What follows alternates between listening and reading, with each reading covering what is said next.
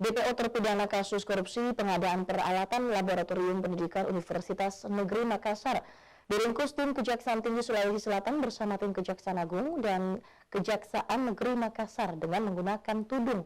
Terpidana digiring masuk ke kantor Kejaksaan Tinggi dan langsung menjalani proses pendataan di ruang intelijen Kejati Sulsel Selasa malam.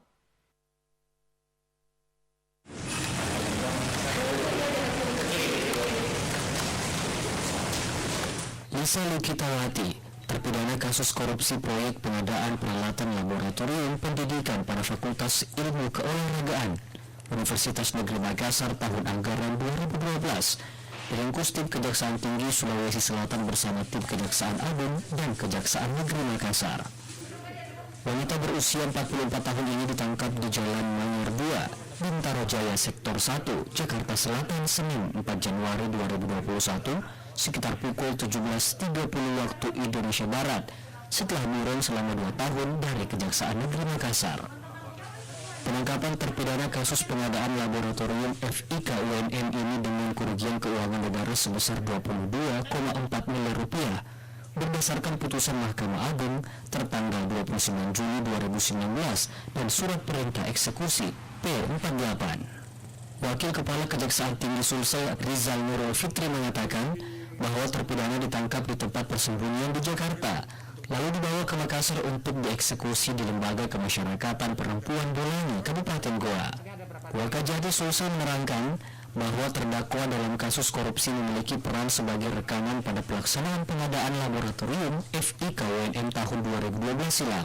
Total kerugian negara itu ada 22,4 miliar rupiah. Selain Lisa, ada 2 orang terpidana yang sementara ini telah menjalani masa hukumannya.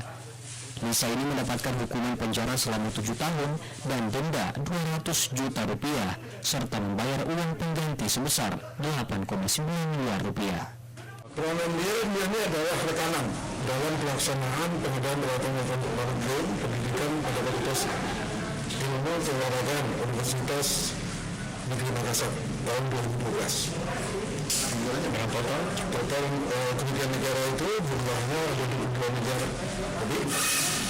Ini dari informasi dari Makassar, selain ibu ini ada 2 terpidana, tapi yang 2 selain tidak eksekusi. Hanya tinggal dia saja dan mau tidak eksekusi.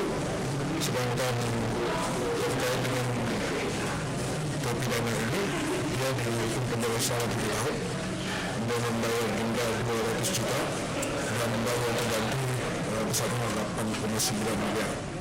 Saat ini, terpidana kasus korupsi pengadaan laboratorium FIK UNM telah berada di kantor Kejaksaan Tinggi Sulawesi Selatan untuk segera dieksekusi ke Lapas Perempuan Bolangi, Kabupaten Goa.